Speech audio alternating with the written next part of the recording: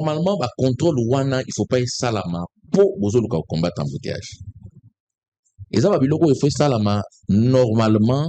De contrôle permanent. Oui, en permanence pour assurer sécurité routière à bateau. Ce qui était commis façade. On a vu dans ces pays mutuka etambo na boulevard les ana mukanda na ngoya contrôle technique mais hôtel mutuka ngo ezana clinotante. Mais bozo mitu nezwaki mukanda ya contrôle technique ndenge. Bozo tala mutuka niveau milingo ezo bimisa bozo mitu na e pasaki na contrôle ya contrôle technique ndenge. Na réflexion ya ngai na linga ko kende un peu plus loin. Na la thème alobaka sublata causa toli tout tous. Ça veut dire quand on supprime la cause, les effets disparaissent de même. Pour nani tozana embouteillage na Kinshasa. Quelles sont les causes ya embouteillage na Kinshasa? Cause à liboso, selon ngai. Eza problème ya urbanisation. Webi Kinshasa na biso ekoma ville en 1881 Henri Morton Stanley a créé moi ici comme Benyango Léopoldville en 1966 et comme Kinshasa mboka kitoko. Malheureusement Kinshasa ezalaka na plan ya urbanisation te o ezali mise à jour. Ezala ba partie à Kinshasa oyo avant ba kelaya avant ba sala yango il y avait un plan urbanistique oyo balandeli. Ezala ba partie mususu il suffit ka moto le kana avion likola villa Kinshasa au monde ndako musu etalibo ndako musu etalibo ndako musu etalibo ndako musu etalibo pour dire que construction aliko salama sans kolanda un plan. D'ailleurs je me rappelle quand baza au Bukaba hôtel de ville aza ko Bukaba ba ndako ba toa sous prétexte que batu nyonso ba empiéter sur voie publique. Ba komage sika moko ngai na tuni bango na bion et siko bozo linga bobuka nzele zo mona neza munene oh te il faut baza na 10 mètres mais bobi misaka si plan urbanisation ngo total biso nyonso to mona population mona ke ya solo ba empiéter baza na ngote. Donc déjà le liboso eza que urbanisation à Kinshasa ezo balana te na nombre ya population na biso démographie na biso. En 1920, Kinshasa est à 1600 habitants. En 1970, Kinshasa est ici 1 million d'habitants. Mais le lot, tout ça a plus de 20 millions. On doit être dans les 25 millions. Mais malgré Wana, tout ça, dans la structure, il y a ville, on dirait époque, yo, bâti la Rabison à Belge en 1960. Cause ami Bali. Un nombre de véhicules par rapport à Banzela. Étude moko ba japonais na organisation ba nga Rajika et ça la kana ba faire ba année 80 je pense 87 ou 86 baloba Kinshasa na 200 000 véhicules. Les lieux on a dit en 2025 hôtel de ville à Kinshasa le Kinshasa na 3 millions de véhicules. Est-ce que banzela autour on a kata Kinshasa est augmenté proportionnellement dans nombre de véhicules? Je ne pense pas. Pose ami ça tout selon ngai. Nous avons un code de la route qui est obsolète. Code de la route est en 1978. Déjà, il y a un nouveau code de la route parce qu'il y a une nouveauté par rapport aux anciens. Mais code de la route il y a 78. Nandenge Kinshasa ezalaka na 78 est mal adapté na ndenge Kinshasa. C'est vrai, il y a des normes où ezali universelles, où il y a une convention de Vienne en 1949 en matière de route. Mais chaque ville, chaque pays a adapté un code naïe en fonction de la réalité naïe. Au moins, mboka mususu mituka ezalaka volant droite, mboka mususu mituka ezalaka volant gauche. Par rapport, il y a ici ko bazali kotambo.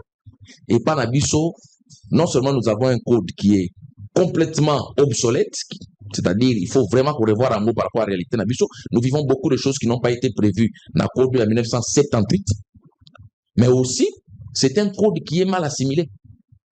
Quand on dit que ba militaire na balabala pour ba sunga ba policier, la seule question que moi je me pose, est-ce que ces militaires ont été formés dans le code de la route? Comment tu vas faire respecter une norme que yo moko tamso bien?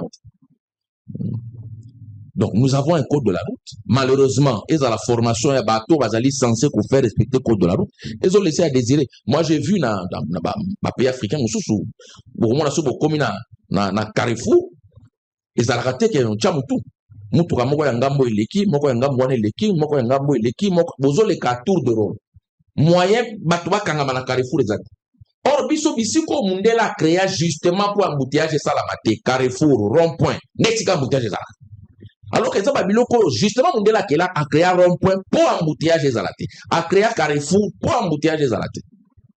Cinquième cause pour nangai, ezali que na tongo batu nyonso bakitaka na ville. 14h, 15h batu nyonso balongwe ville, bakomozonga na cité. Pourquoi? Parce que tout ça la véritable décentralisation administrative. Pourquoi Moutifa Longana Mokali pour avoir un hôtel de ville na bobe? Est-ce que l'hôtel de ville est la représentation na ngote, na Mokali, na bureau à quartier, na bureau à commune, et c'est comme tu as document.